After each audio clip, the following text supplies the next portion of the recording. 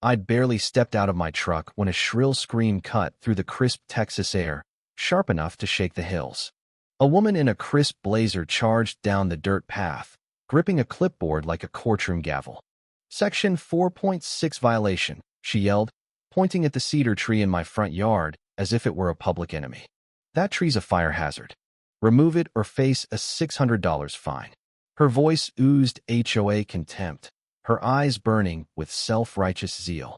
I stood there, coffee mug in hand, staring at this whirlwind of arrogance.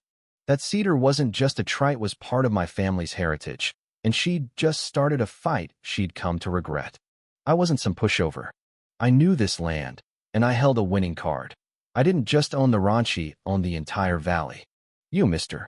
Carter," she snapped, her neat ponytail bouncing as she shoved the clipboard toward me. "That cedar violates Section 4.6 of the Willow Creek HOA bylaws. Only pines maintain our community's aesthetic." This was Evelyn Harper, the HOA president my realtor had warned me about, in a tone that now felt like a massive understatement. Her smug grin gleamed, her eyes sparkling with predatory delight. I kept my composure, voice calm. "Morning, Ms. Harper. I'm Lucas Bennett. My purchase agreement didn't mention tree rules." I sipped my coffee, refusing to match her intensity. The ranch, a sprawling 30-acre slice of Texas hill country, was my haven after a tech layoff in Austin. The cedar shaded my porch, perfect for evening beers by the creek. "Can you show me that rule in my documents?" I asked. Evelyn's smile faltered, but she recovered. "It's in the bylaws you agreed to. Should have read them." Her gaudy gold earrings clinked as she clutched the clipboard tighter. I read every word I signed. I said, my engineering mind already dissecting her claims. "Mind sharing that bylaw?" She gripped it harder. "I'll email it. Ignorance isn't an excuse. Willow Creek has standards." With a sneer, she added, "You'll regret moving here if you ruin our community." She stormed off, heels kicking up dust, pausing to scold a neighbor while pointing at my ranch. That afternoon, I pored over my purchase papers at the kitchen table. No tree rules. The Willow Creek HOA bylaws weren't online suspicious for a legitimate organization. Evelyn's email arrived with a messy PDF, Section 4.6 highlighted. All valley-visible trees must be native pines for historical aesthetic. The formatting looked amateur, no official seal. Staring at the cedar's twisted branches, I sensed something was off. That evening, a letter on HOA letterhead hit my mailbox, demanding compliance in 5 days or face property seizure. Crumpling it on my porch, I spotted Evelyn across the creek, whispering to residents, all glancing my way. I'd faced tough clients, but this was a personal vendetta. My great-uncle's will, which funded this ranch, mentioned a Southern Valley parcel. I flagged it for later. For now, Evelyn's tree obsession was my battleground. The next morning, I checked my property lines, camera in hand. A wiry man in a flannel shirt approached. "Tom Wheeler, your neighbor," he said, handshake firm. "Met our dictator, huh? Been here 18 years. Never heard of a pine rule until Evelyn took over 3 years ago. She twists bylaws to her whims." He leaned in. "Tried a landscaping vlog. Crashed when her advice killed roses. Now she lords over us. Your ranch is prime valley land. Word is she's tied to developers eyeing it for condos." I raised an eyebrow. "Why me?" Tom shrugged. "She's paranoid about spies from the rival resort across the creek. Thinks you're one."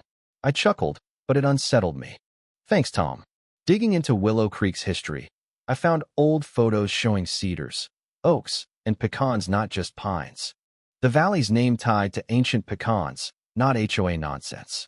At noon, my power cut out, lights dead, fridge silent. A text from an unknown number read, "Electrical audit on your line. Service resumes post-inspection. Willow Creek HOA." Every other ranch had power. Evelyn watched from the community bridge, her loud blazer a beacon. She stumbled on a rock when I caught her eye. My generator kept me going, but fuel costs stung. Another letter demanded a $1,500 electrical assessment. Evelyn was squeezing me, betting I'd crack. I called my uncle's old lawyer about the parcel note, sensing answers. Neighbors shunned me at the feed store. Chatter stopped when I entered. Tom caught me later. "Evelyn held a secret meeting, showed photos of your ranch, said you're a resort spy tanking values." I sighed. I'm just a coder wanting peace. He nodded. Talk to Clara Evans, bank clerk. She's new, questions Evelyn, but got pressured. That night, a text from Clara. Worried about HOA. Meet at Valley Brew, 11 a.m. Risky, but I needed allies. Reviewing records, I sensed Evelyn's HOA was a sham. A shadow moved near my fence. James Carter, retired attorney from across the creek. He waved, pointing to the county office, signaling a truth source. At the county records office, reeking of old paper, a clerk called out Willow Creek deeds. I photographed pages showing my great-uncle Samuel Bennett owned the Southern Valley, creek bed included, selling lots, but keeping common areas. No legal HOA existed. At the bank, Clara, nervous, whispered, HOA accounts are off. Evelyn hides records, but I've seen payments to her personal account, not maintenance. She slipped me transaction dates. I can't do more without losing my job. I thanked her courage. That night's HOA meeting, unannounced to me, was at the clubhouse. I showed up, denim jacket clashing with Evelyn's blazer. My entrance silenced the room. This is for compliant members, Evelyn snapped. You're in violation. I sat. As a property owner, I'm staying. Evelyn faltered when I asked, where's the HOA's legal authority? She dodged, accusing me of endangering fire safety with blurry photos of unrelated sheds. Residents squirmed. A dues hike vote barely passed. Evelyn fudged the count. James handed me his card. Check 1948 covenants. They override bylaws. Evelyn texted furiously, glaring. Next morning, violation notices plastered my ranch fence paint. Shed size, all new. Tom said, Evelyn's suing you for slander. I mailed a certified records request. A cease and desist letter arrived, legally weak. My lawyer friend laughed. No teeth. The 1948 covenants needed a 75% vote for an HOA. Never happened. A news article quoted Evelyn on luxury condos with developers. Clara warned Evelyn knew I'd busted a Nevada HOA for fraud, now calling me a resort plant. Cameras caught Evelyn's inspector smashing my gate. A $2,500 fine followed, citing safety hazards.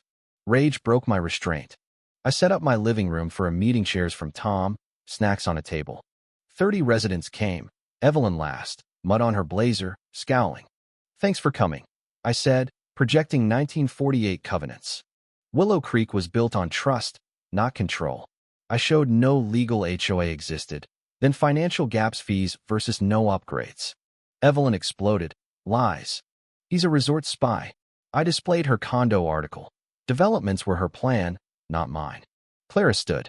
Evelyn pressured me to fake financials or risk my loan.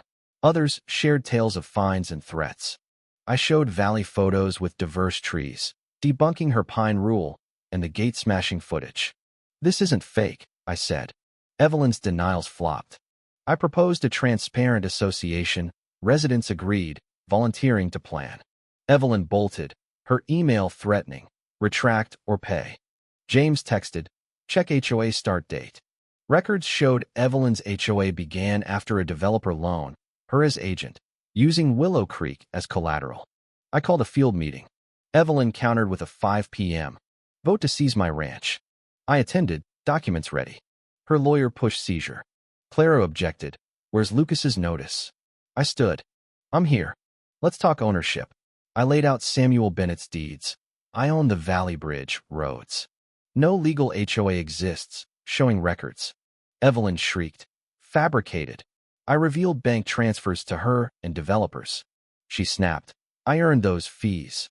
Her admissions stunned the room, her lawyer fleeing. Residents turned. You sold us out, Tom asked. Evelyn slipped, crashing into a chair, and fled.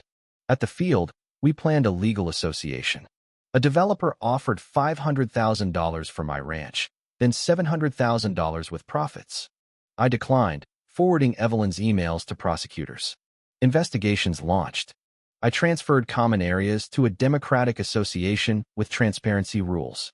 Evelyn faced fraud charges, ordered to repay residents and clean the valley. In her orange vest, she glared as I tended my cedar. A fake notice from the rival resort arrived, her last jab. I ignored it, toasting Samuel Bennett's legacy under the pecan's shade. Willow Creek was free, rooted in truth, not greed.